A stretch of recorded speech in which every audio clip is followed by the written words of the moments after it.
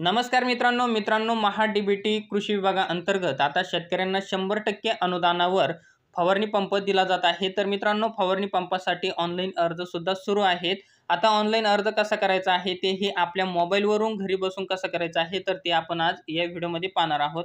मित्रांनो, तुम्हाला अर्ज करण्यासाठी सगळ्यात प्रथम तुम्हाला Googleवरती यायचं आहे। Googleवरती आल्यानंतर इथं तुम्हाला फार्मर लॉगिन असं नाव टाकायचं आहे।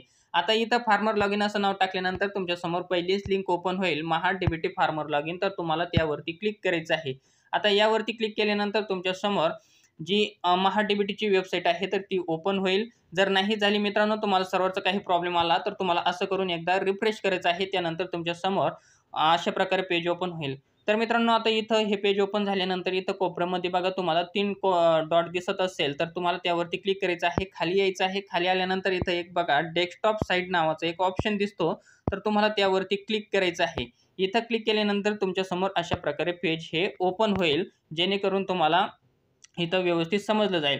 तर मित्रांनो, तुमच्या समोर जर पुन्हा असा काही प्रॉब्लेम आला, दिस सर्व्हिस इज अनअवेलेबल, तर तुम्हाला एकदा असं रिफ्रेश करायचं आहे।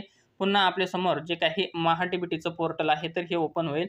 तर मित्रांनो, आता ह्या साईटचा भरपूर प्रॉब्लेम चालू आहे, भरपूर याला एरर येत आहे, तर त्यामुळे आपल्याला असं रिफ्रेश करीत राहायचं आहे। आपण असं रिफ्रेश केल्यानंतर आपल्या समोर जे महा-डी-बी-टीची वेबसाईट आहे तर ही बघा ओपन झालेली आहे। आता इथं काय करायचं आहे मित्रांनो, आपल्याला इथं 2 पर्याय देण्यात आलेले आहे। खाली बघा एक वापरकर्ता आयडी आणि दुसरा आहे आधार नंबर। तर इथं आपण आधार नंबर टाकून सुद्धा इथं आपण लॉग इन करू शकता किंवा इथं वापरकर्ता आयडी टाकून सुद्धा आपण लॉग इन करू शकता। जर मित्रांनो इथं जर आपण अजूनपर्यंत नोंदणीच केलेली नसेल तर आपल्याला इथं नवीन अर्जदार नोंदणी या नावावरती क्लिक करून आपल्याला इथं नोंदणी करायची आहे। तर मित्रांनो, आता जवळ-जवळ 99% शेतकऱ्यांनी इथं नोंदणी केलेलीच असेल तर त्यांनी डायरेक्ट लॉग इन करायचं आहे। आता तुम्ही या योजनेअंतर्गत जर तुम्ही ट्रॅक्टरसाठी, स्प्रिंकलरसाठी किंवा तुम्ही खतं बियाण्यासाठी जर तुम्ही किंवा कांदा चाळसाठी तुम्ही जर अर्ज केलेली असेल म्हणजे तुमचं इथं नोंदणी ही झालेली आहे मित्रांनो। तर आता तुम्हाला काय करायचं आहे, इथं वापरकर्ता आयडी निवडायचा आहे किंवा आधार क्रमांक। आता तुम्ही जर आधार क्रमांक निवडला तर तुम्हाला इथं काय करायचं आहे, आधार नंबर टाकायचा आहे। इथं खाली ओ-टी-पी या नावावरती क्लिक करायचं आहे आणि तुम्हाला कॅप्चा भरून लॉग इन करायचं आहे मित्रांनो। पण मी इथं आता वापरकर्ता आयडी टाकत आहे, कारण याच्यासाठी आता तुमचा मोबाईल नंबर लिंक असणं गरजेचं आहे। आता इथं जर तुम्हाला वापरकर्ता आयडी टाकायचा आहे, आता इथं तुम्हाला जर वापरकर्ता आयडी तुमचा माहीत नसेल तर तुम्हाला काय करायचं आहे, इथं खाली बघा वापरकर्ता नाव विसरला तर तुम्हाला यावरती क्लिक करायचं आहे। तुमचा जो मोबाईल नंबर तुम्ही रजिस्टर केलेला आहे तर त्यावरती तुमचा वापरकर्ता आयडी म्हणजे युजर आयडी हा पाठवला जाईल आणि त्यानंतर तो तुम्ही इथं टाकू शकता। आणि पुन्हा तुम्ही जर पासवर्ड पण विसरलेला असेल तर तुम्हाला वापरकर्ता आयडी मिळवल्यानंतर इथं पासवर्ड विसरला या नावावरती क्लिक करायचं आहे।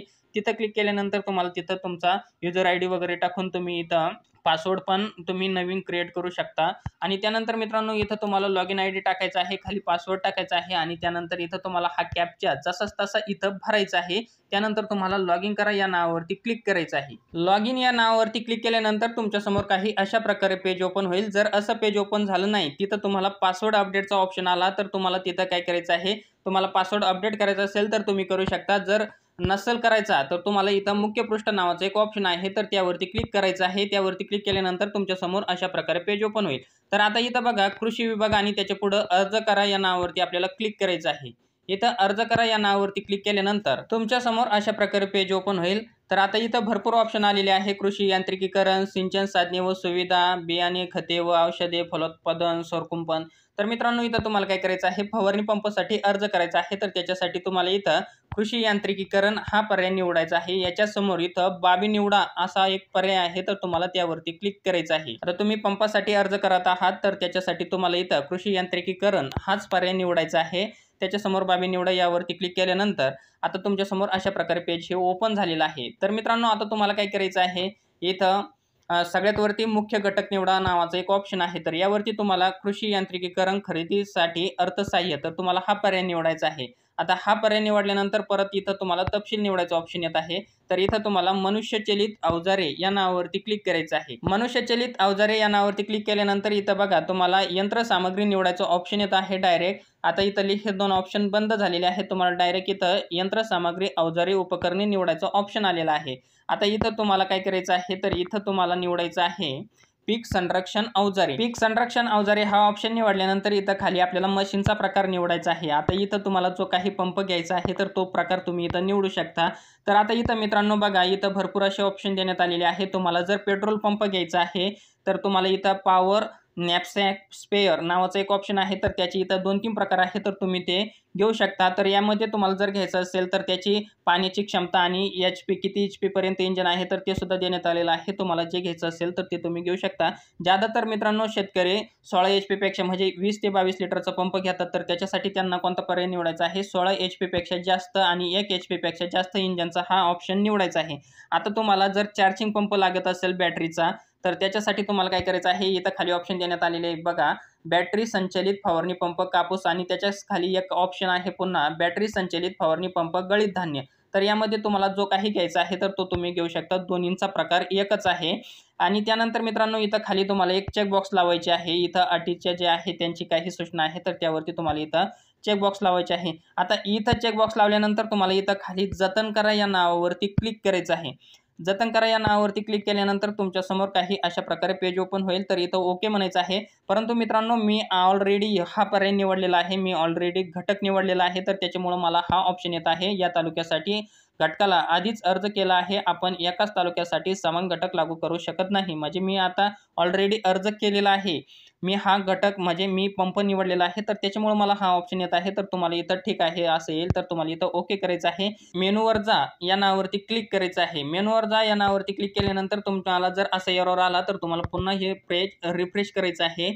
रिफ्रेश केल्यानंतर मित्रांनो तुमच्यासमोर अशा प्रकारे पेज ओपन होईल बघा.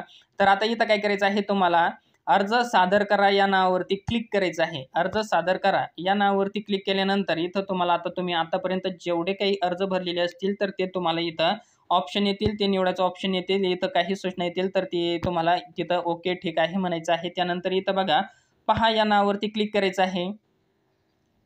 आता पहा या नावावरती क्लिक केल्यानंतर आतापर्यंत तुम्ही जेवढे काही अर्ज भरलेले आहे तर ते तुमच्यासमोर इथं ओपन झालेले आहे. तर तुम्हाला इथं क्रमवार त्याला निवडायचं आहे.